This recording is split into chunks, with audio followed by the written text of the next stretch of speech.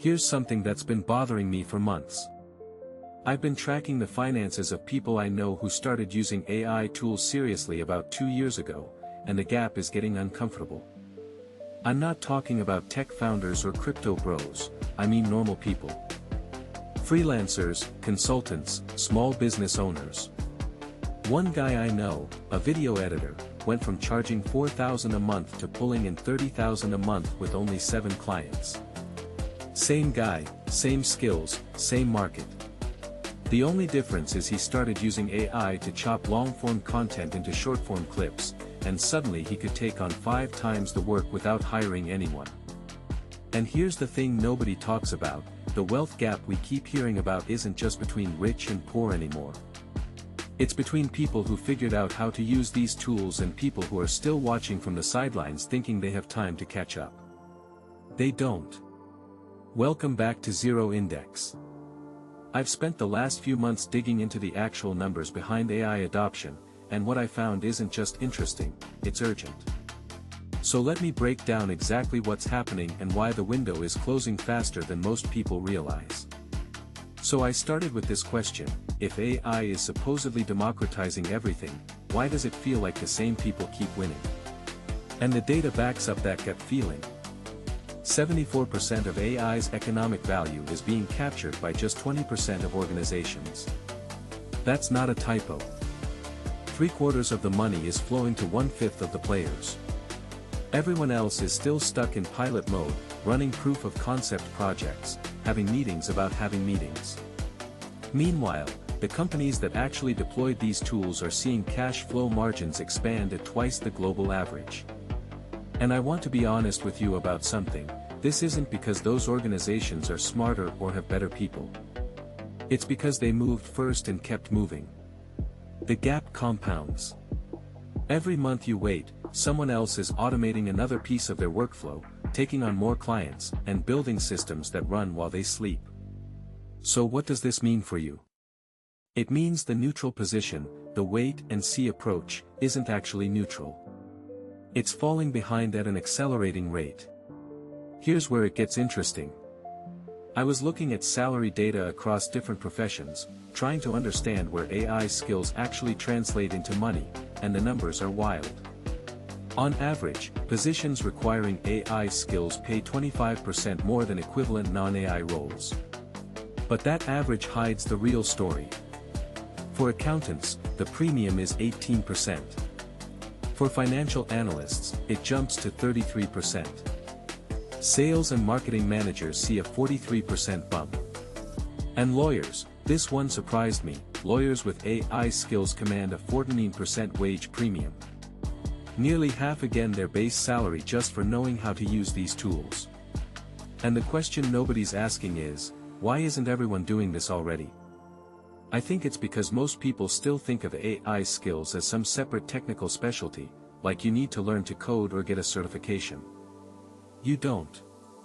The lawyers making 14% more aren't building machine learning models. They're using AI to draft contracts faster, research case law in minutes instead of hours, and handle document review that used to require a team of paralegals. The skill isn't the AI. The skill is knowing your domain well enough to apply AI to it effectively. Most people stop here, which is a mistake.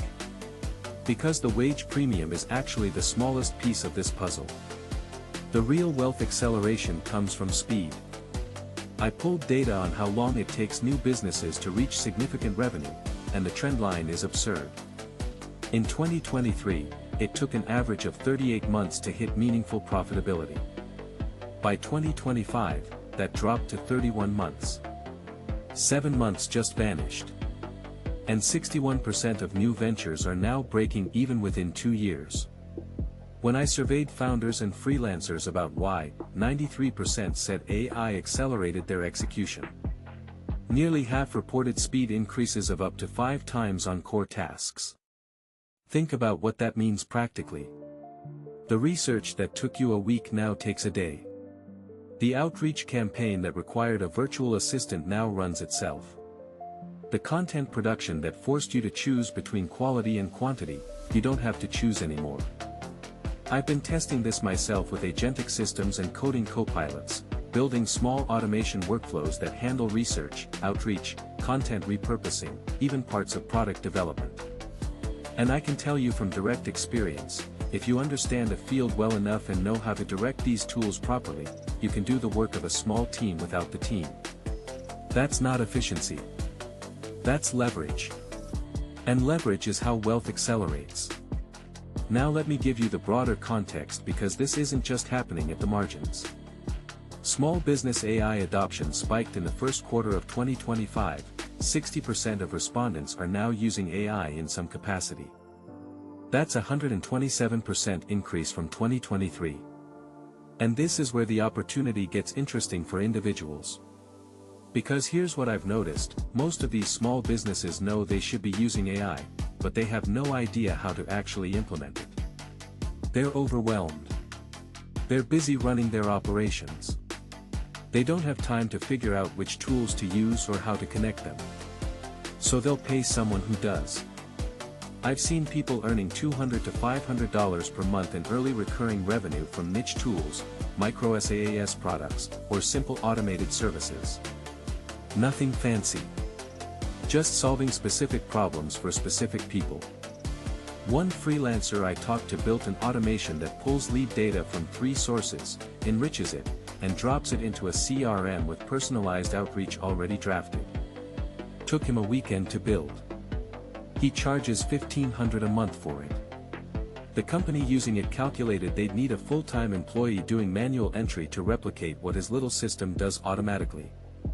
That math is why workflow automation is one of the easiest entry points for earning with AI right now. Even simple automations can be worth hundreds or thousands of dollars to companies because they save time and reduce manual work.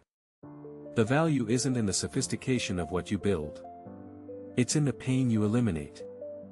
And here's the part that concerns me. In 2024, industries with higher AI exposure saw 10% productivity gains, 3.9% job growth, and 4.8% wage increases. Industries with lower AI exposure saw less. Much less. This is creating a divide that will define the next decade of careers. Some sectors are accelerating. Others are stagnating. And the people in stagnating sectors who don't find ways to bring AI into their work are going to watch their earning potential plateau while everyone around them pulls ahead. So what does this mean for you specifically? It means you need to look at your industry, your role, your daily tasks, and ask a very simple question: where can I apply leverage? Where am I doing repetitive work that a well-designed prompt or automation could handle? Where am I the bottleneck in my own workflow? Because every hour you spend on tasks that AI could do is an hour you're not spending on work that actually requires your judgment, your relationships, your expertise. And that's the real cost nobody's calculating. Generative AI is now used in at least one business function at 70% of organizations. Adoption is still climbing, with year-over-year gains continuing into 2026. But here's what that means for timing. The early mover advantage is fading. The easy opportunities, the low-hanging fruit, the obvious automations that companies will pay premium rates for, those are getting picked. Not gone yet. But going. The people getting rich faster right now aren't geniuses. They're not technical wizards. They're people who recognized the moment and acted while the window was open. And the window is still open. But not for long. The next 2 years will determine who captures the remaining economic value from this wave and who spends the next decade trying to catch up. The tools are available. The opportunities are visible. The only question is whether you'll use them or watch someone else use them instead. If this changed how you think about AI and wealth, subscribe because we're tracking these shifts every week and the landscape is moving fast. I'll see you in the next one.